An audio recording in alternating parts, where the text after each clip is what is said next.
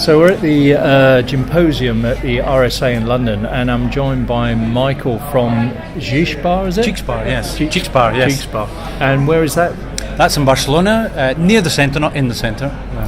So, Michael, Spain seems to sort of lead a lot of Europe in what people are drinking gin-wise. There's a lot of innovation coming out of Spain, and it's a massive market for UK producers. My worry is that possibly, arguably, things like the marketing aspect of gin, i.e. garnishes, etc., are overtaking the actual flavours of the fantastic craft gins that are out there. What's your take on that? Well, that's true. We've essentially gone full circle with that in Spain. We went through a period of the whole garnish thing and fruit and just that whole salad thing.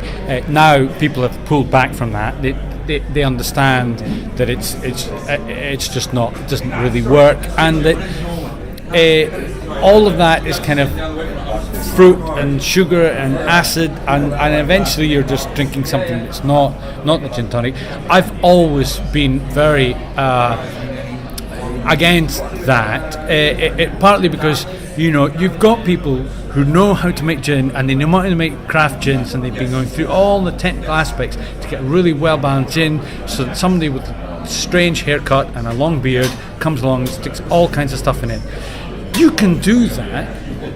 One of the things that Xix Bar did was to not do that and make macerated gins and say, this is a flavoured gin, this has a flavour, and then serve it with just your typical lemon, lime, orange or grapefruit with the flavours. And the flavours could be anything. We use peppers, we use cardamom, we've even, in the winter we do a butter gin. We macerate the gin with butter.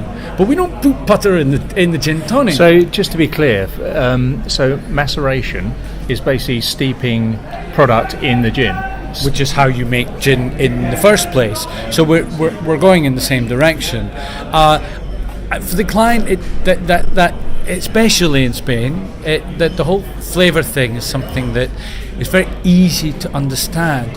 Lemon gin, so it tastes of lemon. That's an easy concept.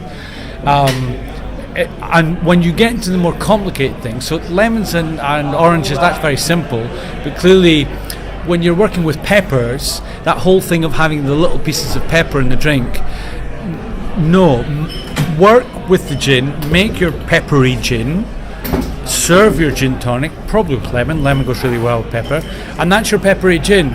But the little pieces of pepper, that can be dangerous. You can drink the gin and a piece of pepper goes down your throat, and it's just, gin tonic is something at 4 degrees with lots of tonic, and you stick a piece of pepper, it's not going to do anything. You stick some juniper, it's not going to do anything. Nothing. It's closed. You've got to open it. And you do that in the maceration process. And then you serve it with all that filtered and clean, and you control it, and you get the right level. If you want to do a peppery gin and just leave it in there, it might get too strong. So to simplify that, your macerated gins are flavoured gins. So going back to my point in that there's all these UK small producers producing these fantastic flavoured gins, which aren't cheap, a lot of them, and yet people are still insisting on all these weird and wonderful garnishes. Well, the garnish thing divides into 2 groups. It divides into the counterpoint and divides into the improvement of one particular aspect. But at the end of the day, what we put in the gin, which has always started with the lemons and the limes, why do we do that? Why do we put orange or lemon or lime or grapefruit? Because of the tonic. You've got to take care of the tonic. The gin will take care of itself. The gin is 45% alcohol. Gin's fine. Somebody's worked on it. It's there. It's the tonic you need to worry about in the way in which you make the whole drink. So in a 4-to-1, Spain's a 4-to-1 gin tonic, so it's 50 mils of gin and 200 mils of tonic. When you're adding all that stuff, you're putting it into water and sugar. Yeah. And you're adding it to what is essentially only with the ice, tonic, 15-20% of liquid in your whole gin tonic. So this whole garnish thing, or you work with the gin or just forget it, because the reason for putting the citric garnishes is because of the tonic. Any other garnishes you're using is because you want to work with the flavour of the gin. Okay, so if you're going to work with the flavour of the gin, work with the gin. Not against If you work with the whole gin tonic, it's a difficult thing. If you, like I said before, if you put pepper in the gin tonic, it's not going to do anything. Zero. It won't change it. The perception of the client, that's a different thing. Oh, yes, it's pepper gin. They said it was a pepper gin. I'm thinking of a pepper gin. Oh, look, it's got pepper in it. It must be a pepper gin. So it's good marketing, I suppose, in keeping the drink interesting. Well, you saw in the presentation the way in which I work with the skin of the lemon and the lime. Yeah, there's a little bit of theatre, but it's like, oh, I want to drink that because that person is taking care of the drink that I'm making, and they're using ice tongs and they're not touching the fruit, and they're taking care to work with the whole thing, and I'm willing to spend money on that. And there is a little bit of show, but the show is part of showing that you care about the drink that you're serving, and that's in Xix Bar. That's what we've always done, and we've always shied away from this whole garnish thing.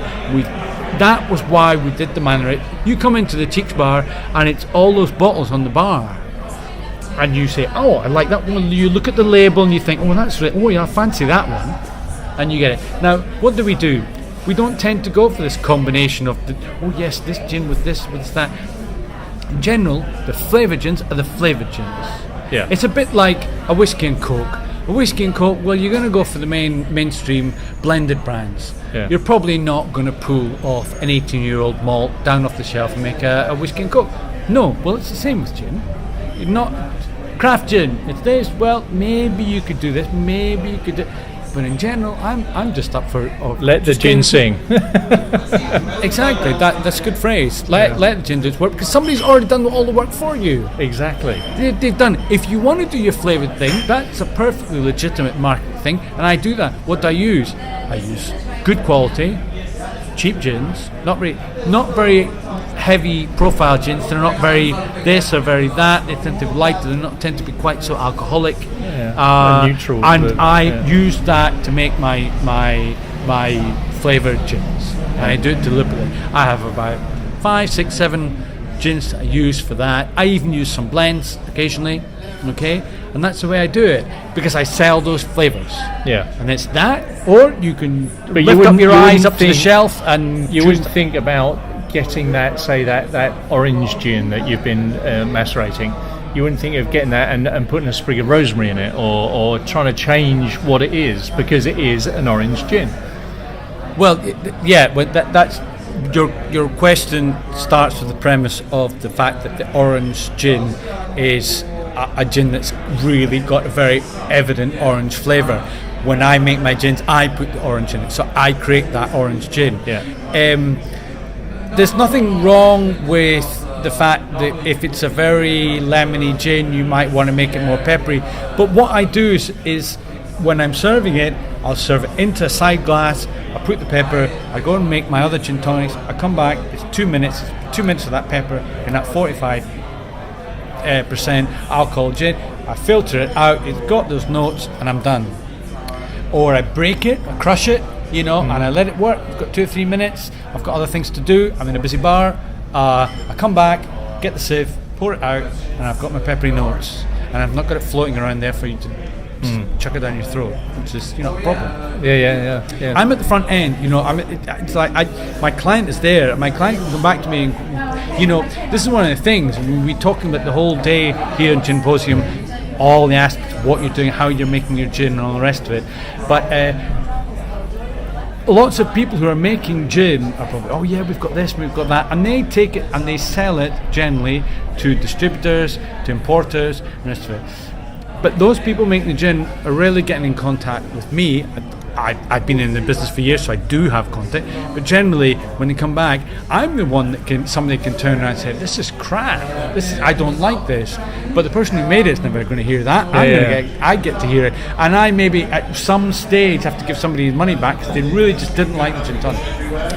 That's very rare, very rare. But I'm talking about extreme positions so that we can understand what happens when you're in my position of serving the sharp end at a bar. The sharp end of what you do with the client, and it all comes down. There's this bottleneck, and this bottleneck is me and my bar staff working at the bar and serving these drinks, and that's where it is at when a brand wants to. When a brand wants to serve a certain profile or give a certain message, or are you going to manage to get that? It's like this message. So the client asks for it, but have you thought about getting that message to the bar staff? Maybe you're in a country with 10,000 drinks bars. Are the 4 staff in each of those, that 40,000 people who serve their drinks, are they on message when you sell your product, the brand? So you get the client interested and you get them attracted to your brand. So they come to my bar or any other bar to come and ask for that. And the guy with the haircut behind the bar goes, "Oh yeah, well, so what I'm going to do is," and they put really sweet tonic, and they put all kinds of stuff in the gin, and they totally destroy it, which is what you've been talking about. And suddenly this kind of happens. I mean, one of the things I didn't talk about today was a trend for a couple of years, which was to take a bottle of tonic and puncture the cap. Yeah. Right. You put your thumb over it, you shake it up, and then you spray it down into the gin tonic. And you're like, "Oh, a flat gin tonic. Why would I want to drink?" But it was just a trendy thing to do for a couple of years. It was awful. I was totally against it, and I got interviewed, I got asked about it, and I was just like, "This is absolutely diabolical." And it, of course, the clients wised up, and they that didn't last that long. Yeah. But the guys behind the tonic were like, oh yeah, and it was like videos on YouTube and all this stuff. And they were like, "Oh yeah, push this. And it's like you're really bringing down the quality of your product. But that's all sort of trend driven, isn't it? And I think, as you've said, you've gone past all those trends and you've listened to the public, the consumer, and they've told you basically over all these years that don't mess with our gin and tonic. We want it as it is. We want great flavours, without any, At the end of the day, the message comes back to that,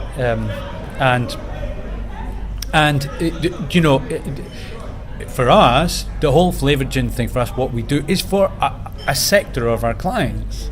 It's generally perhaps for a more relaxed client, a more easygoing client, a client that's not quite so demanding, not because they don't want good quality, that's not the question. They just, an orange gin, that sounds cool, yeah, I'll have that. And then you've got the other client who's like, that one on the third, on the right, on the second shelf, on the, and they're, so you work with that client and you put just a simple lime twist or a simple lemon twist or something that just accompanies that gin, and you let them drink that gin tonic. Probably going to be more expensive, and they enjoy that. And so I'm working with 2 groups of clients essentially. There are differences in age, the difference of what people are looking for, but essentially it's that double thing. For us as a bar, it's important for us to reach out to as many clients as possible. I've got people who are 25 years old, I've got people who are 60 years old. So they generally have different demands of what they're going to drink. But overall, you say simplistic is probably better. I think when somebody has worked and spent 3 years and money and has got a really well balanced gin with 12 ingredients, and Mr. Haircut comes along and sticks whatever he wants in it, then it's just no. And it is a problem. You're clearly talking about something that's happening in Britain. It's something that it still happens in Spain, but it happens in a certain type of bar. Why? Because before gin tonics were served in certain, we're a cocktail bar. We serve like good quality cocktails. We're not just, we're famous for the gin tonics, but Gin tonics now are served in all kinds of bars, and they're bars that are less self-demanding, and they're just getting it out there to the client. That you've got the gin tonics that you're getting served in discotheques or in just kind of drinks bars at night, with the music really loud. And then there's bars like us that are cocktail bars, and we're serving good quality gin tonics. And then there are your typical, neighbourhood bars. They probably close at 11 o'clock, 12 o'clock, which for Spain is early, and just serve a few gin tonics in the afternoon and in the evening after dinner. So there's all those kinds of different clients. That's where all these flavours and these garnishes and that. So that whole garnish thing in Spain is going to be for a certain profile of client. They don't tend to be my clients because we've gone through the full circle. We've been around for 12 years. But there are going to be clients that we do occasionally get people. No, can't you put kind of more things in it? So that I can have things in my drink. Obviously they mean fruit and that. They're not talking about anything. The theatre of it, yeah. It's not got any things in it. Yeah. And you're like, okay. But that, for us, that doesn't tend to happen. But obviously we're a specialised cocktail bar that's doing that. So we're already got, the client, shall we say, is already gone through a certain filter education before they come. When you come to Xix Bar, you generally know what it is, and it's on the title. It says gins and cocktails. That's what it says to you when you walk through the door. Great. Well, thanks for your insight, Michael. Right, good to meet you. Yeah, Cheers. Yeah, you too. Take care.